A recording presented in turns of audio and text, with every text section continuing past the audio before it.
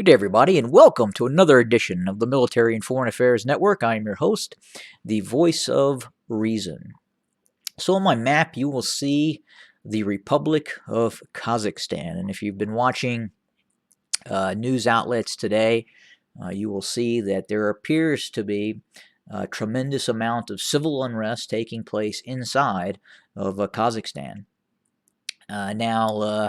What is happening on the ground? Well, we understand that there is fairly now large-scale fighting underway in the former capital, Almaty.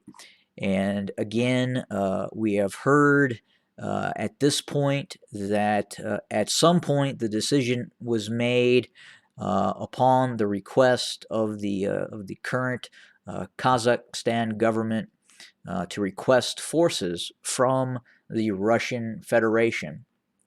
Our understanding is that Russian Spetsnaz from the Russian National Guard were being deployed to the international airport at Almaty, and then apparently once it was realized that Russian forces may be on the way to Almaty International, that is when the airport was taken over by the rebelling civil population.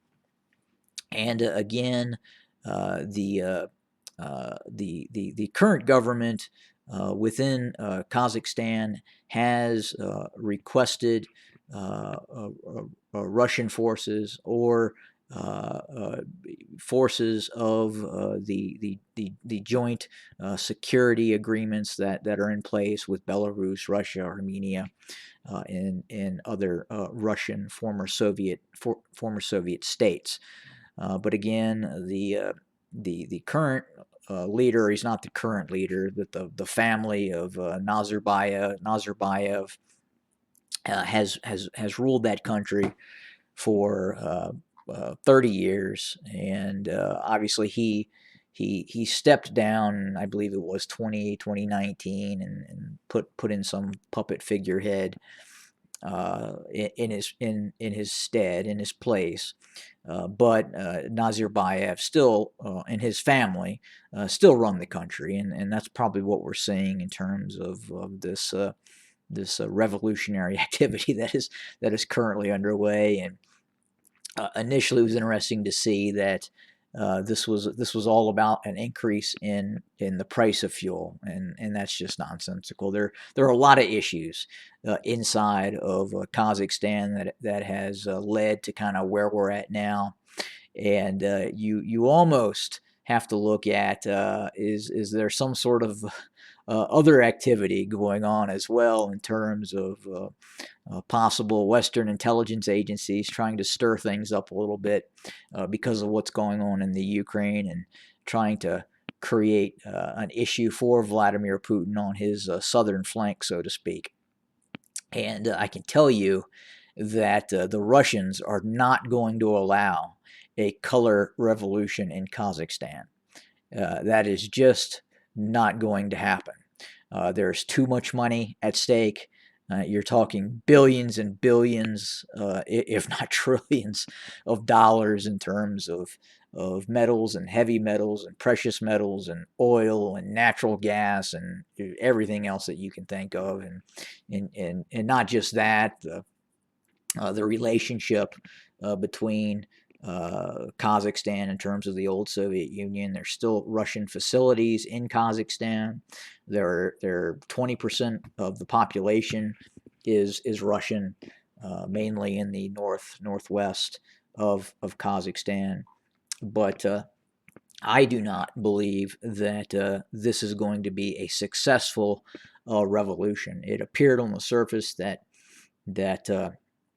some of the military units were kind of giving up and going over to the protesters, but again, the Russians are just not going to allow this to happen. And again, Russian forces, our understanding, were being deployed, and in all probability, it was is one of the rapid deployment National Guard units, the Special Operations Forces of the Russian National Guard, were already on the way at the request of the government in Kazakhstan. But again, it would appear that an operation currently is underway to retake the airport. We're not certain if that is including Russian forces. I would imagine that initially those Russian forces that were heading towards Almaty and the international airport were rerouted to the actual capital. And again, really very large nation. The new capital was basically built from the bottom up to serve as a new capital for Kazakhstan. And this is actually the seat of power. It's not Almaty. Almaty used to be the capital, but now all the power is really centered here. And I'll kind of show you the presidential palace, and you can kind of see the absolute wealth that the Nazarbayev, just the amount of wealth and power the family wields, and it's rather tremendous in terms. I mean, he's absolutely a billionaire, and again, just an incredible amount of wealth in terms of the from oil revenues and what have you. But again, this whole capital was really built from the bottom up. And here we go. You can see the presidential palace here. Look at this thing. You can see that.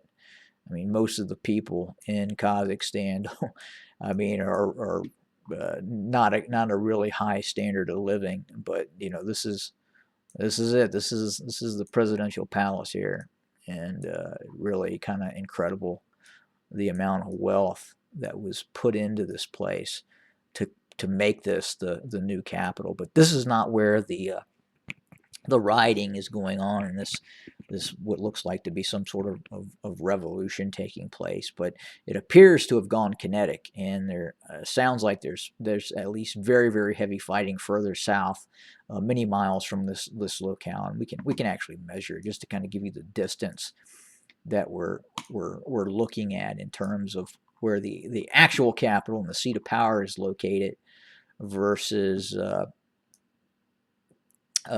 where the fighting is taking place and what have you. Well, we'll go down here and let's find Almaty. So again, look, you can see the mileage. So as a bird flies, it's 600 miles. So again, quite a bit of distance from the actual capital and the seat of power. But this is where we're seeing, and there's some other cities that are under curfew, or they're not under curfew. You're seeing rebellious activity going on, and this is the largest city in Kazakhstan, but it is not the capital of Kazakhstan. Again, lots of it has the largest population in terms of the city, and probably the financial capital of Kazakhstan, but it's not the seat of power. It's not where all the power players are in the country. But it sounds like at this point there has been a request by Kazakhstan for the deployment of actual Russian troops. It will be most likely Russian security forces in terms of the National Guard that will be deploying. We could see the deployment of Russian forces, other Russian forces, i.e. ground forces, Spetsnaz and airborne troops, quite possible, depending on what kind of fighting starts to take place.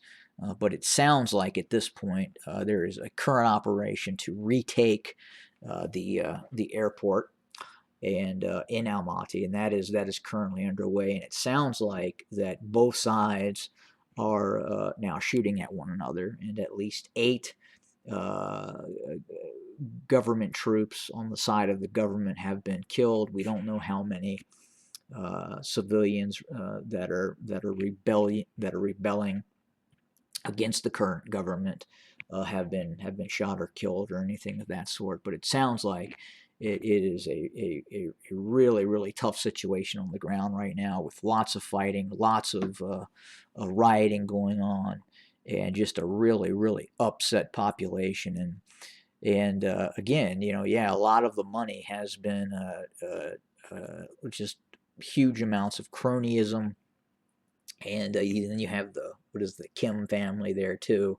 They're all billionaires many times over. They probably actually have more money than the actual president of Kazakhstan, but he's a billionaire, and his entire family and inner circle, they're all billionaires because they've squandered, well, they haven't squandered a lot of the wealth, they've accumulated a lot of the wealth. And that's part of the issue of kind of what we're seeing. But I highly doubt that Russia is going to allow a color revolution to take place in Kazakhstan and lose its close ally in terms of Kazakhstan. Russia currently has with Kazakhstan. But we're going to watch this very closely. It sounds like an incredibly chaotic situation right now.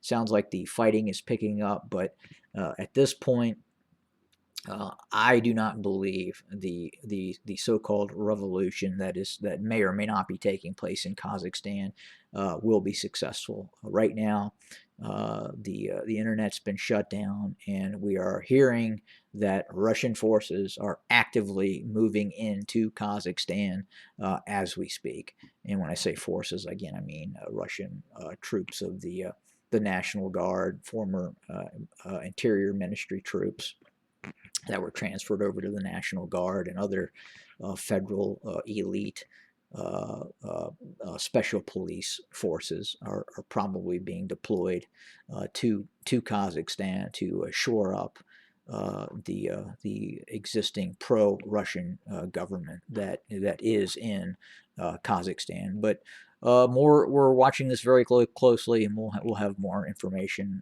as events warrant. Have a good day, everybody.